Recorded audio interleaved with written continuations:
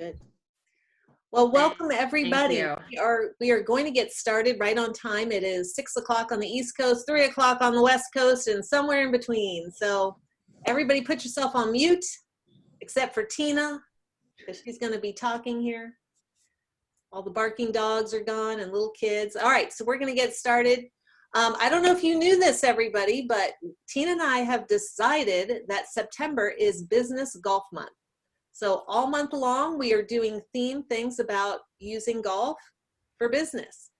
So today's topic, which are the 12 steps to better business golf, I want to kick off by saying welcome here. And one of the big reasons that people choose to hold their business meetings on a golf course is, number one, is to lighten the atmosphere and get to know people a little more intimately.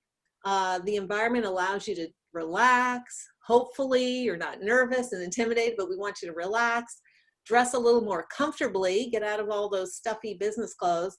And it really mostly is allowing you to see their character. And most importantly, they're going to see your character and how you react to things. So we're going to start off with a little question on chat. What percentage of golf are you playing for business purposes? A, 75% or more. B, somewhere between 50 and 75%. C, 25% to 49%, or less than 25%.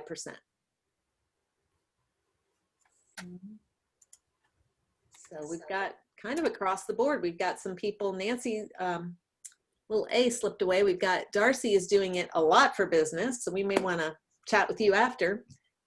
Got some people doing it a little bit, somewhere in between. So Tina, why don't you take it away? We're going to go through the 12 steps, and Tina's going to start with step number 1. Okay, so first we want to talk about choosing your format, and I know this very well because I went from spectate to participate. So those are the two formats. You're either going to participate or you're going to spectate.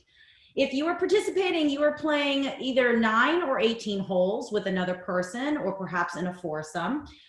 You can do this through business golf with charity events, business golf outings. And typically, if you're doing it in one of those two settings, it is going to be a scramble. And we'll talk a little bit more about how that affects play later on. But if you're going to spectate, then this is what we call the 19th hole, right? And spectators typically will attend an event, an LPGA or PGA tournament perhaps, to watch. Maybe you're going to volunteer. Maybe you're a sponsor. Or maybe you're just coming in for the 19th hole, the clubhouse, right? So a little quick story from my front. I was in corporate America for 22 years. I was primarily working with men. They all golfed. I did not. I thought by coming in on the 19th hole after everybody had been playing golf, at least I'm participating. Well, I realized I was coming in very cold, and I realized that they were already interacting. So my suggestion on these two forms of participating and or spectating would be, if you're going to spectate, but also try to play the game a little bit, because then at least when you come in, you're not coming in cold to conversations, you know the vernacular, and you can get a little bit more acquainted with people who are golfing that day. So now people are saying, well, how do you find time to play golf? Because we're just all so busy. Well, I am busy like most people. I have a day job, and I have 2 young boys in middle school and elementary school. And these days, I'm not playing every day. I didn't sign up, for golf the way that I sign my kids up for travel sports. I'm not paying a whole bunch of money and mandated to show up every single week. I probably play once a quarter right now. And the way that I play is either through charity events. They're always looking for women to come to charity events. I play with my kids. It gives me an opportunity to participate with them as opposed to always spectating.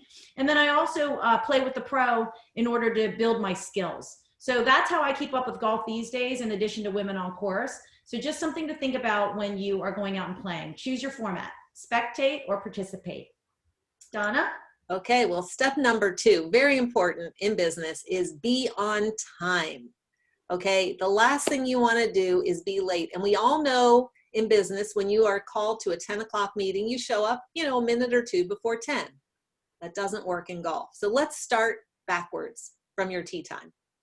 All right, you are expected to be on that first tee 10 minutes before your actual tee time. Why? because there's actually a person that will greet you there, the starter, and he or she will explain where your cart goes, certain holes that might be closed that day and it's cart path only. He's also going to explain where the pin is placed. And if you don't know what that means, you have to join us on another call, but he's going to talk about pin placement. So they want you to be there 10 minutes ahead. You want to be relaxed. You want to be ready to go. You don't want to be running from the parking lot. Wait, I'm just about to get there. Because if you miss your tee time, that causes a whole lot of embarrassing problems because your group is left and now someone's got to take you out to your group and you just don't want that to happen. So working backwards, if you have to be there 10 minutes, what else happens before that first tee? Well, in some cases, it is a 5 to 10 minute ride in your golf cart to get to the first tee. So if you're not familiar with that golf course and you're there 10 minutes early, but you realize you have to drive for 10 minutes in your cart, you're going to be late. So know the course you're playing and where that first tee is in relation to the clubhouse. Allow time to check in with the pro shop. There could be a line. It might take anywhere from 1 minute to 10 minutes. So allow time to check in at the pro shop. Allow time to warm up. A lot of people, if you're playing business golf, you don't want to just get out there cold. You want to take a few practice swings. You want to practice putting a little bit. You might want to allow 10 minutes to practice and warm up. And what about changing your clothes? If you're coming from the office and you have to change your shoes or you have to change your outfit, you want to allow time to find the locker room and change. So it sounds like a lot of time. It sounds like you're going to have to get there quite early. And if it's your first time going to this golf course, this sounds silly, but you may want to do a dry run. I had an event in Philadelphia and I thought, all right, I'll drive from Washington. I get up there, I drive in the gate, I go right up to the clubhouse, I unload my bag and I go, ma'am, what are you doing here? I go, I'm checking in with the clubhouse. This is the men's only clubhouse. I go, oh, you're kidding me. They go, the main clubhouse is down over there. You don't want to get out here. So all this embarrassment, I had to put my clubs back in the car. I had to drive. So that chewed up about 15 minutes of time. So know where you're going. So even before you leave your house and you know that that golf course is 20 minutes away, this is kind of what interesting. I will go on the day before and I'll check the travel path and see if there's any traffic tie-ups or anything, because that 20-minute drive, especially here in Washington, could end up being an hour, so you don't want to be late. So after you backtrack from that tee time, you could be leaving your house a good 2 hours before your actual tee time. So just make sure you block adequate time in your day. And if it's maybe you're playing 9 holes, you might want to take a whole half a day in your calendar, because the men do it all the time. And then they know if they're playing 18 holes, they're going to block the whole day. Nothing on the calendar for the whole day. So block enough time. And second, in business golf, if you are hosting someone, try to get there before your guest so you can be there to greet your guest. And if you are a guest, just know that your promptness to the golf course is going to set a precedent for how you're going to be in business. Over to Tina for step 3. Okay, so we did talk a little bit about dress, so we're going to follow up with dress to impress. I'm looking at all these beautiful faces. I know many of you are out there dressing to impress. You know, I'm a storyteller, so I'm going to tell another little story. When I was in college, it was the era of grunge. I don't know if any of you remember grunge. Was not a good era. I don't know why that was in, kind of like bell bottoms, but it was, and I dressed that way. Prior to that, I always used to dress up, but I wanted to be part of the crowd. And I remember seeing this one woman on campus all the time, and she looked fantastic. And I finally mustered up the courage to go talk to her because I thought maybe she's a professor, maybe she's just always interviewing, I don't know. But I walked up to her and I said, excuse me, are you a student or are you a professor? And she goes, no, I'm a student. And I said, why are you always in a business suit? You just look so lovely. Like, I don't understand why you're dressing up. And she says to me, and I will never forget these words, it was almost like one of those moments where somebody from above is speaking to you. She said, you know, you never know when opportunity will rise to meet you. I just want to be prepared for that when it happens. It was a mic drop moment, and I thought, I'm never wearing sweatpants and sweatshirts again. I'm going to dress to impress. So with that being said, when we go out on the golf course and it is a business event, this meeting, because it is a meeting, right, requires a different sort of power suit. We've all got our favorite clothes. When you go out on the golf course, it should be no different. You should know the dress code. If you're not familiar with the game of golf, we do host a virtual event every single month that is just on fashion. primarily golf fashion. We do have vendor partners. You'll want to come on board on that. I'll talk a little bit about that later, but it'll also teach you some proper etiquette in that area. But a few things I wanted to point out is I personally choose outfits that do double duty. Donna talked about getting there a little earlier because you might want to change your outfits. I don't have that kind of time. I like wearing outfits from vendor partners who really work on trying to identify things that are appropriate in the boardroom or in the office setting. And then all I have to do is go straight to the golf course, maybe change out a jacket and shoes, and that's it. But I'm not changing the full outfit. I have lots of those kinds of outfits. I also try to choose things that create conversation. Donna, can you show your lapel for everybody? There's mine. So Donna's wearing something that has the Women on Course logo on it. If you have played fabulous courses and you have hats or shirts from those courses, wear them because other people are going to, first of all, know that you're a golfer. And second, they might have played that course, or it might be a dream course that they want to play. So it's an opportunity to create conversation. If you have a business, you like Donna and I, you probably would want to wear your logo because at least it's inexpensive advertising and you're going to be seeing lots of people who are business people out on the golf course. So take that opportunity. We all know what happened to Janet. And when I say Janet, we're talking about Miss Jackson. She had a wardrobe malfunction. We don't want wardrobe malfunctions. So what do you need to do? Bring in extra little things, but at the same time, play in clothes that are made for golf. Our own Miss Donna Hoffman told me a hysterical story about how she split the seam of her pants when she went up to go tee off because she was not wearing golf pants. Not the most flattering look, definitely did not help her game. So make sure that you are wearing forgiving, not restrictive clothing. All right, check the weather before you go. I mean, look at the weather I'm in here. If you really saw what my weather was like, it's pouring rain in my backyard right now. So you want to make sure that you bring the appropriate clothing, especially if you're going to be out there all day long. And speaking of which, stay for the 19th hole. And when you do, just bring a little kit to freshen up with so that you can hang out and have a good time and just dab yourself a little bit from all the sweat from the day. So that's my tips for you on dressing to impress. Really quick chat before we go on to Donna. I know lots of you have golf clothes. Will you please put in the chat section what your favorite golf label is? And that might help out some of the other women to look that up. Great. While you're all doing that, I'm going to talk about business golf step number 4, which you're all dressed well, but you need to come equipped. All right. So as those of you know who play golf, once you take off in that golf cart, you are gone for 4 or 5 hours from civilization. So you want to make sure that you have everything you need with you to be comfortable and to be able to play the game. So the most obvious thing that people need to play golf is a set of golf clubs. You'd be surprised how many people show up and don't have golf clubs. This is not a bowling alley where all the balls are just laying out. You just pick one and you can start playing the game. Golf courses are not equipped with sets of clubs to just hand out. I recommend that you call ahead, always call ahead and make sure they have a set. So if you need to rent, make sure they have enough and you have one reserved. Especially if you are a left-handed golfer, you may end up with a bag of golf clubs that they've just randomly found on the course and they just bag it up and give it to you. Or they'll give you a men's set. And when I say a men's set, they're going to give you a set that is geared for performance so that if you're a new or learning golfer, you may not be able to hit the ball with the steel shafts and the clubs because they are designed for different skill levels. So make sure you have a set of clubs. You don't need a full set of 14 clubs. You can go out with 3 or 4 of your favorite clubs. Just make sure you have a putter in the bag because that's the only club that is usable on a putting surface. So if you don't have a putter, you're not going to be able to play half the game. All right, so in addition to your golf clubs, you need a golf bag. And when I say golf bag, put everything in there you could possibly need, or you're going to have a very expensive trip to the pro shop.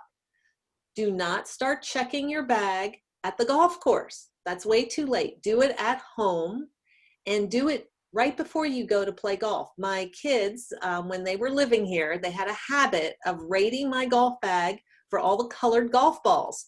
So while I thought I had 20 golf balls in the bag, I get to the golf course and realize that I have 1 because they took all the golf balls. And my daughter would constantly take jackets and things. So make sure you check your bag before you go. And there are things you're going to need for the game. Do not show up with one golf ball and one golf tee, because if the ball ends up in the water, you can't play the rest of the game. And you don't want to be a borrower. Remember, this is in business. You want to be the prepared person. So a rule of thumb is maybe bring a dozen golf balls for a round of golf. Hopefully that'll last you the whole game. You can bring a handful of tees, 18 tees. Tees are meant to be broken. So if you tee off 18 times, you're going to need 18 tees. And a ball marker. And a ball marker is used on the putting surface, and you want to make sure you have one of those. There are also things you're going to bring for your own comfort. And again, as Tina said, the weather could change. I have a little roll-up jacket that's always in my bag in case the weather gets cold. You might want to have bug spray, sunscreen, sunglasses. In my case, maybe a sewing kit or some pins. When I split my pants, that'll never happen again. But make sure you have everything you need. And let me say something about jewelry. I wear this ring. It's an antique ring. It's a real ring, and I can't play golf in it. And sometimes I get to the golf course and I forget to leave it at home. So if I do take off my ring, I don't want to just throw it in a pocket, because if I sit down, the pocket, it could fall out of the pocket. So I put it in my golf bag in a zippered pouch. And I reinforce the word zipper. Put all your valuables, your car keys, anything that you could possibly lose on a golf course, zip it up, because it's a long 18 holes out there if you drop something on the golf course out of your pocket. So be a prepared business golfer. Tina. Okay, speaking of business, we've talked about a lot of things as to how you get ready, what you're going to look like. But now we're going to talk business, or are we? So pick your moments to talk. Know when to start chatting and when not to about business. This is a mental game. You all know that, right? You're thinking about the 15 million things that your pro taught you on what you need to do to improve your swing. So the last thing you want to be doing is listening to somebody talking about anything but your swing at that point, and vice versa. Now, you may be there to drive business, but there's just as much that can be learned about what's not said on a course and what's simply shared in playing the game. So here are a couple of things of etiquette, just as a reminder. Never talk when someone is swinging a club. That's the golden rule of etiquette, okay? It doesn't matter if they're putting, it doesn't matter if they're teeing off. Do not talk in the backswing. Number two, when you're on the tee box or you're on the green, limit the non-golf talk, right? If you're talking about golf because you're trying to help somebody or they're trying to help you, or it's just a good place to talk, that's fine. Again, once that swing starts, stop the talking. The golf cart is always the best place, you know, in between holes as you're going from hole to hole, and also the 19th hole, which we'll get to in a little bit. Also, be patient with business discussion. You know, I remember in my former career, I had 30 seconds to talk to people because I was in medical devices, 30 seconds to get in a conversation. But at the same time, it wasn't always the right time to do it because there was too much going on. And sometimes it would take me years to have the very first conversation with the customer. But they appreciated my timing and they appreciated my etiquette. Same thing goes in golf. The first hole, probably not the best time to start bringing up all this chit chat about golf. Get into the rhythm of the game, see how they're playing. They obviously want to see how you're playing. And then at some point you can settle into the conversation. And once the round ends, of course, head to the 19th hole. But there's a gentleman by the name of Bill Storer, who's the president of Business Golf Strategies. And he said in Golf Magazine, play the 20th hole. So we know 1 through 18. We know the clubhouse is 19. The 20th is the follow-up, and that goes to one of our points later on. A post-round follow-up note or a letter will put you right back in front of the customer. So this is an opportunity to engage with somebody in a new setting, non-business related. Sometimes it's a good place to chat business. Sometimes it's not. You really need to feel out for that.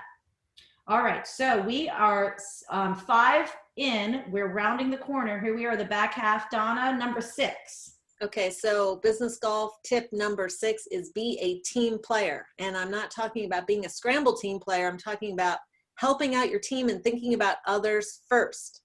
So the best golfer in your group, if they have a miserable attitude or they're rude or they're just sharp or they're just annoying, they're not going to end up the winner you are, because you're going to use this opportunity to show people that you're generous, You have a very positive, optimistic character. So look for ways to be helpful and where you can put other people's needs ahead of yours. So a few examples. A lot of times I play golf with men and they're teeing off on the blue tee box and I'm on the red tee box. So there's a tendency to kind of sit in the cart while the three guys are playing. No, get out of the cart, walk up to the tee box with your team, be part of the shot, be part of the game, okay? You don't want to be known as the person that's not part of the group. So stick with your team. And while you're up there, really helpful, watch where their ball goes. A lot of times those balls go really, really, really far, but really, really to the right and to the left. And it's very embarrassing to not be able to find your ball. So if you can spot the ball and learn how to spot the ball, you will save that person immense time, which is very important, and you'll be a lifesaver. So spotting people's balls is a great way to be part of the team. Now, a lot of times in golf, especially now I know in Arizona, they're overseeding and a lot of times it's raining. Carts are not necessarily next to the golf ball. So you may have a partner that's way on the right and you're with the clubs and the cart way on the left. If you see that happening and you see your partner struggling, ask them, hey, can I bring you a club? They may have brought the wrong clubs out to their ball. Or you might see someone heading to the putting green and you're in the cart, bring them their putter or help pick up clubs and hand them back to people. But that whole club management thing can be very helpful and it shows you're thinking of them. I remember that was very helpful for me when people were helping me with my clubs because I'd always leave them behind and forget about them. So helping people with their clubs is a great way to be part of the team.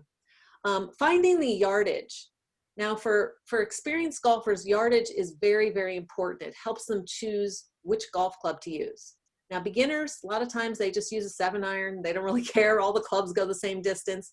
So while it may not be important to you, if you see that it's important to others, this is a great way to be helpful.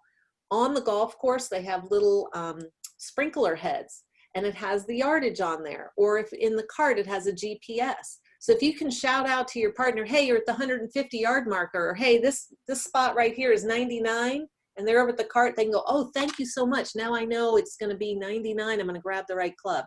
So you can be helpful in that way. And pre-COVID, before when we were able to rake bunkers, that's another great way to help out people, especially if you've kind of given up on that hole, which I used to do a lot. Like, hey, I'll just meet you at the putting green. Offer to rake up the hole for someone so they can go on and keep playing. So those are just a few tips. Most importantly, don't be that golfer. And you know what I mean by that golfer? That's the person that's always racing back to the cart and on their cell phone, okay? Be present with your team. Turn off the phone, put it away. This is business golf. You're here to develop relationships. So you can't do that if you're talking to someone else who's not even there. So my best advice is to be present and be part of the game. Over to you, Tina. Okay, so what you're hearing so far, Donna and I, in preparing for this, we took our collective experience and read up on this and said, okay, what are the best 12 tips we can give people? So we're moving into a tip that can be controversial because we know that with sports comes beverages and elixirs abound, right? Especially in the game of golf. So perhaps you're thinking, of course they do, because you know what? It's a conversation lubricant. Or for me in golf, I'm a little too stiff. I need a muscle relaxer. Understood, understood. However, we're talking business golf today. So if you're out playing business golf, you want to impress. And I've been on the course far too many times where people just take it a little too far with their beverages. They're not paying attention. And then things get a little out of control. If that happens to be you, you're probably going to be forgetting all the etiquette rules and maybe not keeping up with pace of play. So the first thing to remember is monitor your drinking. I don't want to be mom on this, but at the same time, it's always a great reminder because I have been in those situations where although I do imbibe every now and again, I have seen where people have gone overboard and I am the recipient of a lot of information, good and bad, and they probably didn't mean to share it, but I heard it. So be careful when you're out there on the course. So not a teetotaling message, just something for consideration. All right, Donna. Okay, so number 8, along with drinking, also comes out some colorful language. So this tip is to control your emotions. And I know it can be very tempting to lower your guard because you're out in nature, you're dressed differently. You might exhibit some behavior that you wouldn't dare do in the office. So don't fall for that trap. You're still in a business setting. So acting differently can come back to haunt you later on Monday morning. So we know that golf can be extremely frustrating, right? So do control your emotions. Do not get angry.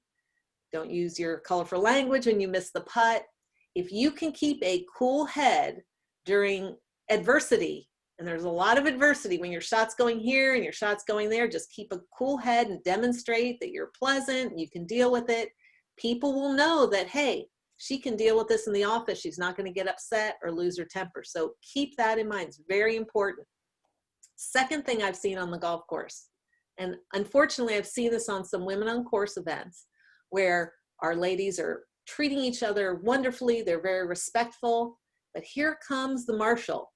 And it's like Dr. Jekyll and Mr. Hyde. All of a sudden they get rude, they get snotty, they start talking disrespectfully to the staff. And that really hurts me because we work very hard to get these golf courses to welcome us. And when you don't treat the staff appropriately, that shows very poorly on your behavior. So in business, people are going to look at that. So make sure that you are treating, and I'm sure you're all very nice and you treat everybody nicely, but always make sure you treat everybody nice and fair when you're on the golf course. Tina? All right, so That is actually me again. Sorry. Okay, do you want to go one more time and then I'll go after you? I'll go on step number 9. So let's talk about this step I call let the lost golf balls stay lost. And that's code for pace of play. So if you've been on some of these calls before, you know that we really stress pace of play. And when you're not a very skilled golfer, it's going to take you a lot of shots to get the ball in the hole. It may take you 4, if you're lucky, but in most cases, it may take you 7, 8, or 9 shots. That takes a lot of time to prepare to do 7, 8, 9 shots. That's going to slow down the group. So in business golf, it might be wise to just throw away the scorecard and not keep score. Just hit 4 or 5 shots per hole, because remember, we're out there to make relationships, not a score. So when your golf ball gets lost, please don't spend 5 minutes and have everybody hunting for your golf ball. I've seen one, but that was a $4 golf ball. No, just let it stay lost. Take 30 seconds. And we do have at Women on Course what I call the 30-second rule, which is be very cognizant of the time. Keep it moving. Again, you don't want to be the person holding everybody up. And we have a fabulous virtual event on September 26th this month. I've done it in the spring. I'm going to do it again, called Prepare to Play. And we go more in depth on how to navigate a golf course when you're not a great golfer, you're not very skilled, how to be out there and look great. So that was tip number 9. Let the lost golf balls stay lost. Okay, Donna took 2. I'm going to take 2 and she's going to close us out. So tip number 10, working the 19th hole.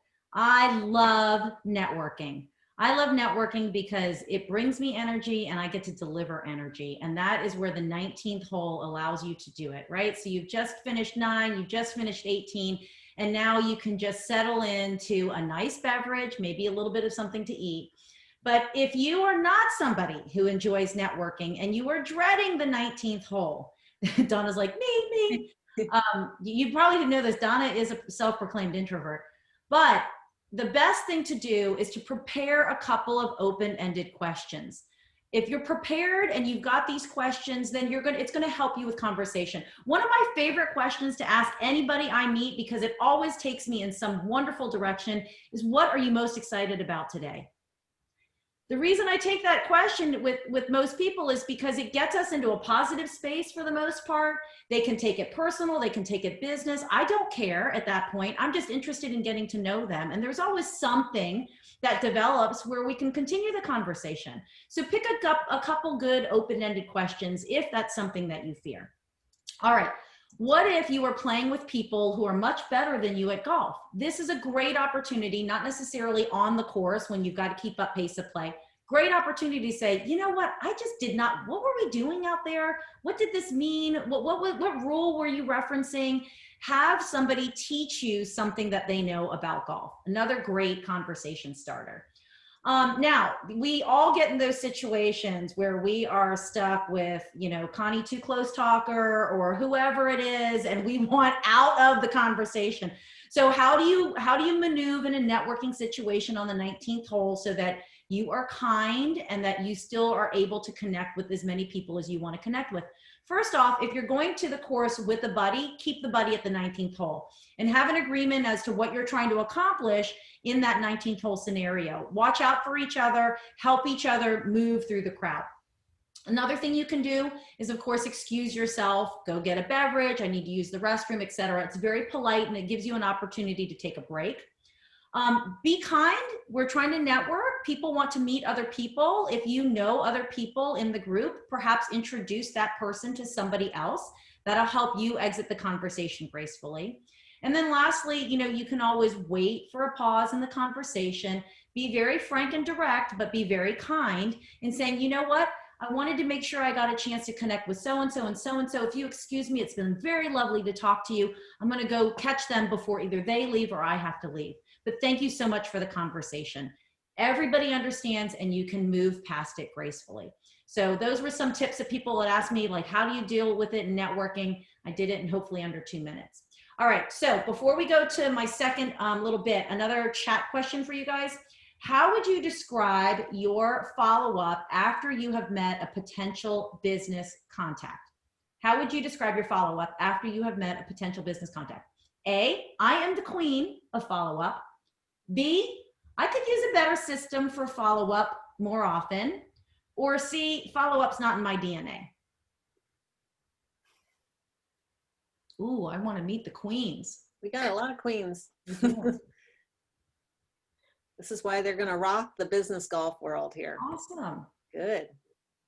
Okay, A, B. So everybody knows one of my favorite mantras then, which is point number 11, business golf. The fortune is in the follow-up, right? Anybody who's in sales knows that. The fortune is in the follow-up. So when you're done playing a game of golf, whether you got to talk business or not, you always want to create an opportunity to see each other again or connect again. And so a handwritten note is always one of my favorites, but there's never enough time in the day to do handwritten notes for everything. So if you want to be timely, at least an email follow-up, a phone call. If the relationship is at a point where you can text, that's great too. You know, we've got lots of different methods of communication. Golf is also a great way to continue to connect with others. So even though you played with them today, maybe you found out that they're into philanthropy and maybe you can find a charity golf tournament to take them to, and you can join forces on that. Or maybe you can find a pro if you heard that person saying, you know, I really need to work on this, you can go with them to a pro and build skills together. That might be another wonderful way to do it. It doesn't always have to be 9 or 18. And you can be creative in this too. So when you're out there playing golf, let's say you didn't get a lot of business in, but you did get to find out what their favorite color is or what their favorite beverage is. Be creative in your follow-up. They have a favorite color, maybe a hat from that course in that color. Favorite beverage, maybe a little mini bottle with a little note, you know, on it. Anything that makes you unique and memorable as a follow-up, great opportunity. You just continue the fun after that. So remember, the fortune is in the follow-up. So that's tip number 11. Donna's going to close us out with tip number 12. So yeah, the last tip here is know when you are good enough to play business golf. And what I mean by that is we have a lot of people that do not think they're good enough in their golf game to actually do this. Okay, if you follow step 1 through 11, you are good enough. The skill of the game is actually the least important. Now I'll tell you a little story. The second time I actually played golf was with the fashion director at Golf Digest, an LPGA golf pro, and a scratch golfer at the golf course. Now, how did I get into this foursome? Well, I was filming, for those of you that don't know, Women on Course began as a television show. And I was the producer of the show. Out in Arizona, I had invited all these people, and the day before, these people asked me to play golf with them, figuring I must be some rock star golfer because I'm doing this television show. So I call my husband and I go, what do I say? They're expecting me to play golf. He goes, you're prepared. I went through all this with you, and I had spent a year on the range. I've learned all the etiquette. He goes, go out there and do it. And I go, you're kidding me. I was terrified. But by hole number 3, these people could not be more gracious. They enjoyed having me so much. I can call them anytime I want for the rest of my life. They really enjoyed me because I was such a great golfer by doing everything else. So skill is not as important. And so I want to let you all know that you don't have to shy away from this. You can show them who you are and get these great lifelong relationships. Now, what happens if you truly are a really good golfer and you get out there and all the guys you're with are horrible? That's happened to me too. So for the 10 years, I got really good, and I get out with these guys who invited me in a tournament, and it turns out I'm much better than them. So at first, they all start getting a little insecure. Uh-oh, here she is. She's out driving us. She's straight down the green. So all you do is you keep playing your game. First of all, you do not mess it up to make them feel better. You play your game, but again, you don't brag. You don't spend any time talking about your shot. You hit your shot and go, Mike, it's your turn. And then you be encouraging to them, you be friendly to them, and you start talking about things that aren't about the game and how you're doing. And then pretty soon everybody gets comfortable with what you're doing, and they have no idea you just turned in a way better scorecard than they did, because they're more focused on the relationship. So that is, I think, the key to success. So you've now heard, everyone on this call, you've heard the 12 steps to better business golf. If you have any of your own, we'd love to have you put it into chat, but I would like to ask a question. Now that you've heard all this, do you anticipate that you will be leveraging the game of golf for business? In addition to your personal play, will you be leveraging the game more in the future? Yes or no?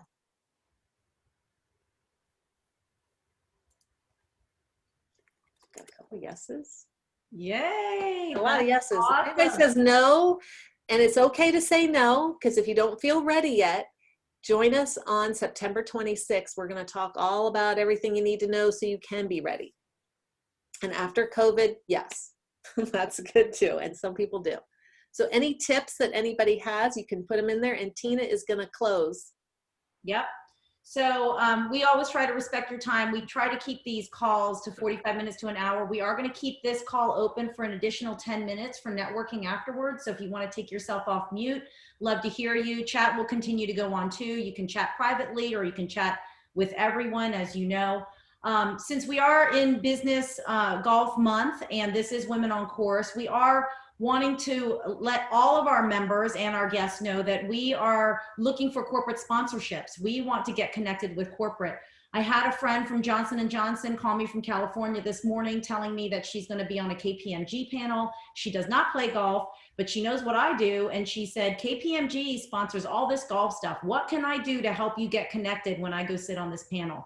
So we talked about it this morning on a call. If you happen to know anybody, KPMG is a huge organization. Johnson & Johnson's a huge organization. It doesn't necessarily need to be huge. We're working with any business, small, local, regional, national, on getting women connected with the game of golf. Why? Because we know most sales and marketing dollars that are spent on the game of golf, 85 cents on the dollar are going towards men, because women are not engaged in the game. So when it comes to women being able to get connected in that informal network, we are the bridge to help support that. We'd love to work with corporations on how we can partner with them in order to do that. So just reach out to Donna or I at info@womenoncourse.com. We'd love to get those connections going.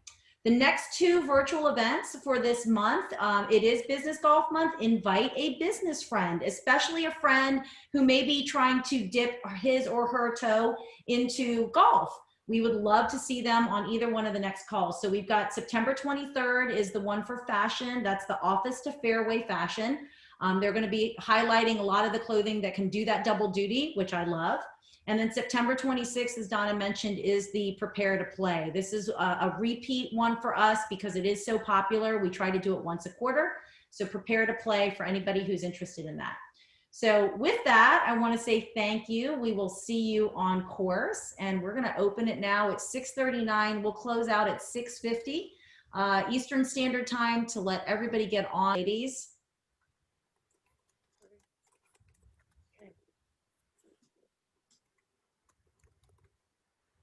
I have a tip. Oh, we love tips. Go ahead. Yeah. So some of us, including business people, other business people, are still very concerned about social distancing. And a lot of people, some people, when you're golfing, they start to forget and they start walking up to your face. And there's a reason for it. It's so you're not yelling across the course when you want to have a sidebar, right? So the challenge is you need to stay enough away from them because you're not wearing a mask probably after the first tee, but not screaming across the course. So I'm welcoming tips on how to do that because seriously, I've had to go like this to people over and over and over that are coming right up to my face and I don't want to catch it. So we have a great one. So before you start the round, say everybody, it's COVID. We have a 2 club length rule because in golf, there's always club length rule. So we're all going to stay 2 club lengths away. And I've used this too. So if anyone comes close, you put, that's not 2 club lengths away. So say it at the beginning so everybody knows. And then when you pull out the club, it's just a reminder because people do forget. We had a big Women on Course trip. We had 23 ladies for the weekend. Very nervous about it. I was because I was definitely masked, staying away. And I had no problem going club length way, stay away. And I had my COVID test. I'm negative. So after, but one woman kept coming right up to everybody. And it turned out she had COVID already in March and had antibodies. So she knew that, but we didn't know that. So 2 club lengths. Anybody else have anything to add? I have a question, semi follow-up, if I may. Some of your tips earlier were about, offer them clubs and various things if they're struggling, but same thing with the COVID. I mean, even my closest friends are like, don't touch my clubs, So I guess, you don't obviously want to appear either ignorant or rude because I thought those were great tips if we weren't in the middle of COVID. So is there a delicate way to put that, or you just sort of field it as you go? I mean, I guess you could ask, and the worst case, they just say, hey, I appreciate it, but I'll get my own club, I guess is really. Yes. I mean, if you're not touching clubs, say, hey, don't forget your club over there. If someone's touching your clubs because they forget, that's where you have to say, hey, thanks. But if, we are in COVID, please try not to touch my clubs and pull out the wipes right away and wipe them down so they get the idea that you don't want them touching your clubs. I mean, the other way around, they went with the wrong club. It's cart path only. They're way the heck on the other side. They got to walk all the way back. Yeah. What do you do? That's kind of going to be a problem for them. I mean, yeah, Okay. yeah. COVID is very tricky. It's figuring out as we go. Luckily, we can play golf and everyone's staying pretty healthy with it, but a few modifications. And Tina, we're playing business golf on October 1st with someone from the PGA Tour who wants us to come in and do a women's week. So we're going to make sure, I bet he's going to forget. We're going to have to put this in place, the COVID, two club lengths away. I think that's the biggest thing, Carolyn, is that, whoever you're playing with, this is a great time to be able to practice difficult conversations, right? Because people in COVID times have different opinions as to how close, wearing a mask, not wearing a mask. So hopefully you know enough about the person that you feel comfortable in playing with them in the first place, but establishing those expectations and moving those to agreement up front, yes, is probably the best thing to do. And that way everybody knows, okay, do you mind? I don't want to be a pain, but let's just establish some ground rules because I want to make sure that it doesn't get weird later, and then lay it on out there. Absolutely. Everything up front. When you lay out the expectations, then it's easy to enforce it down the road when they forget. All right, I got a question. Does anybody have a funny golf story like Donna splitting her pants? Does anybody have a funny business golf story?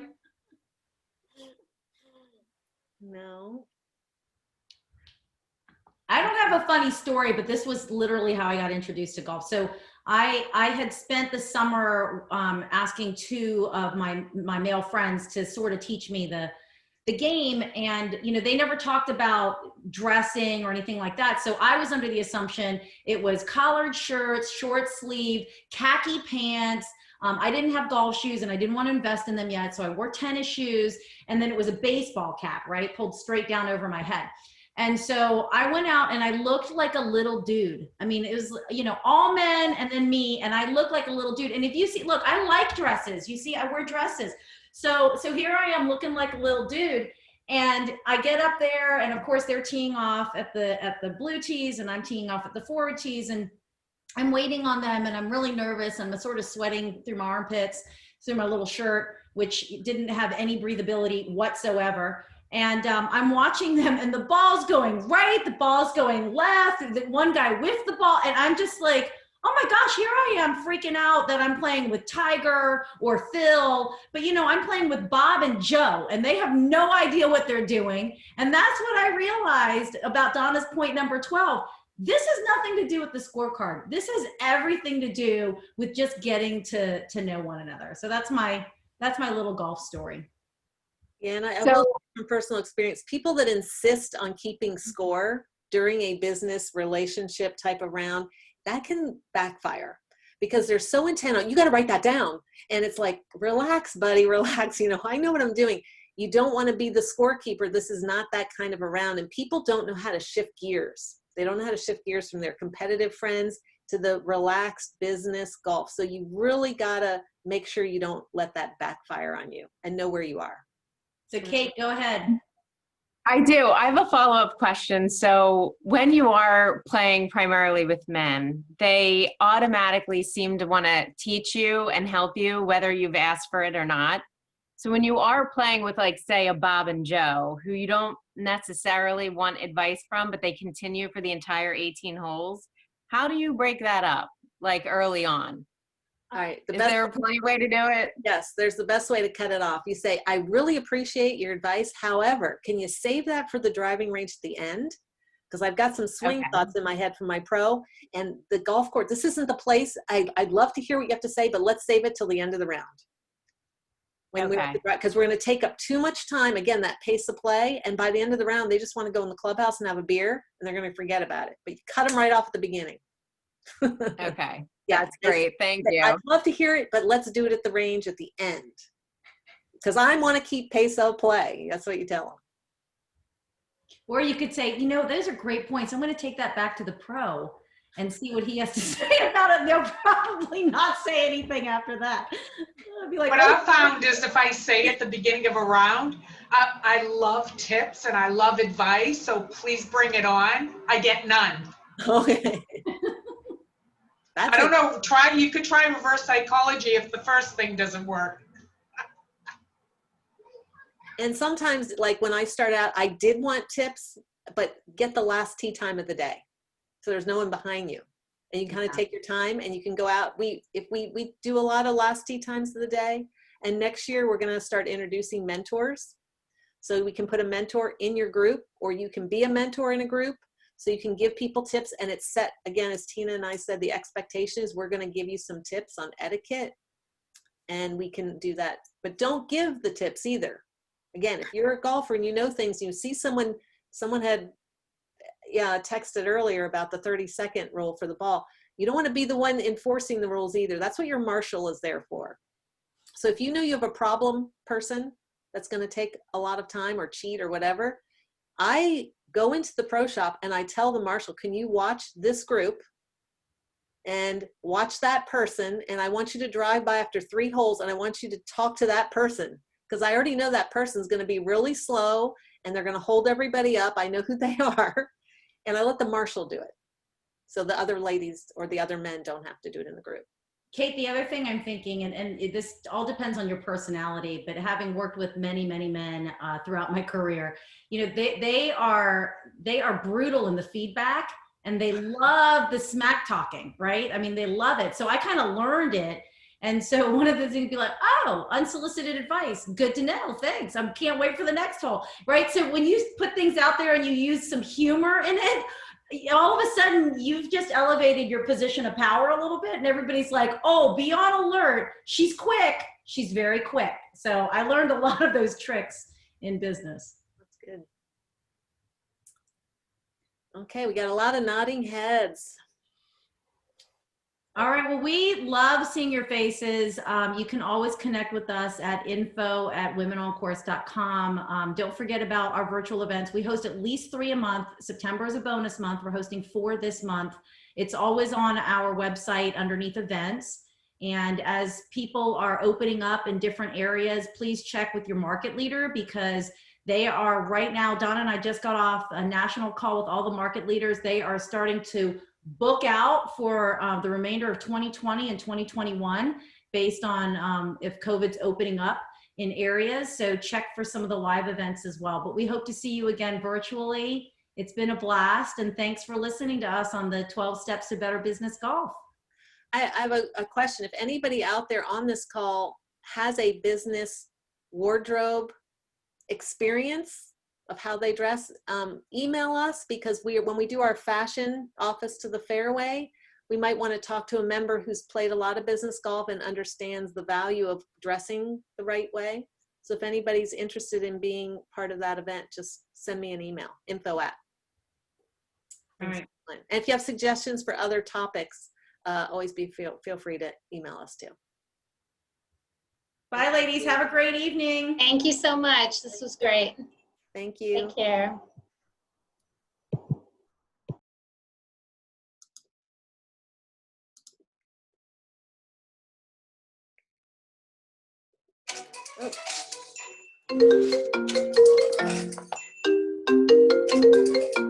Hello. Wait a minute. Let me end the